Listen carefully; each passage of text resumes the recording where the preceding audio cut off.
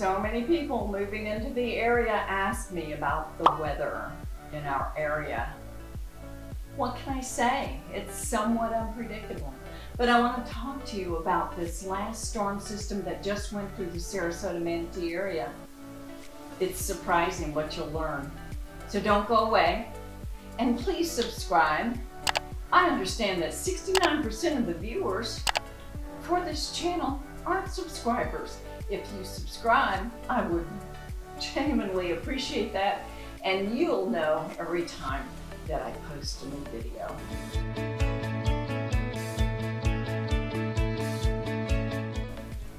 I'm a Floridian, and when growing up, we could expect a fairly consistent amount of rain, starting in May through the summer months, with some hurricane activity, of course. I remember, and it wasn't like it is today. What happened last week on Tuesday, the 11th of June, was historic. We had 8 inches of rainfall within 3 hours. That is more than Ian dumped on us when it came through in 2022. Now the flooding was dangerous, and it didn't look like the rainfall of the Invest 90L system, as it was named, was slowing down. I had friends over for dinner that night, and right after dinner they decided to leave. We were gonna, hang out and play some games or whatever. And it was really a good decision because on their way back, they ended up taking alternative routes because of all of the flooding, like this one. And I'm dropping in pictures here of the Herald Tribune's coverage of all the streets that were badly flooded. In fact, I actually know the owner of that white car that is nearly submerged in that one area. Now, I've been interested in our stormwater management in the county for some time. Right after I climbed the Celery Fields Hill, and I looked down to see what the county had done to the surrounding area, and it was really interesting. The Celery Fields Regional Stormwater Facility that is fed by the upper flow of Philippi Creek into the Philippi Creek drainage basin was an award-winning system.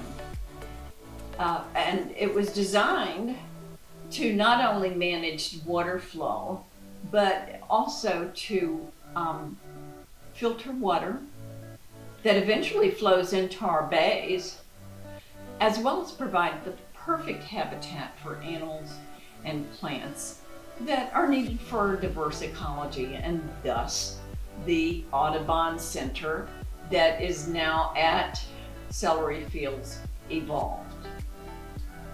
I was just out there the other day with some friends from another country, and they were fascinated. But let's get back to the stormwater management part of things.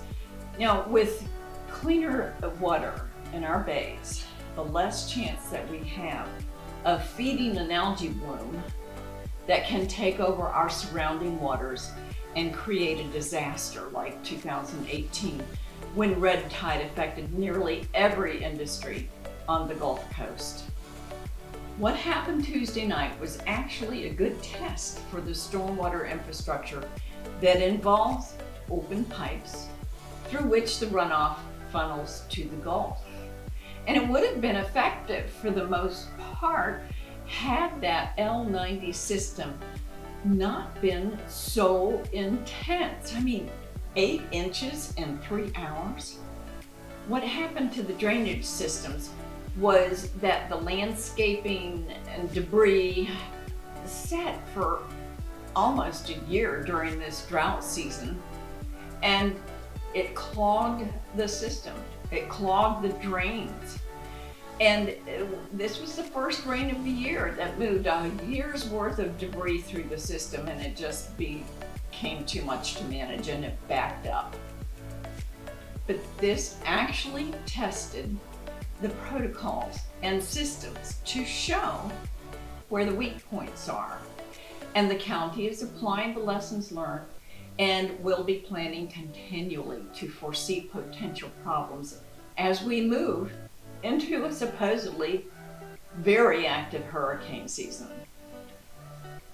So yes, it has been predicted that we will be seeing more hurricanes. In fact, there is a system out there right now that has the potential to become a hurricane. But here's the caveat.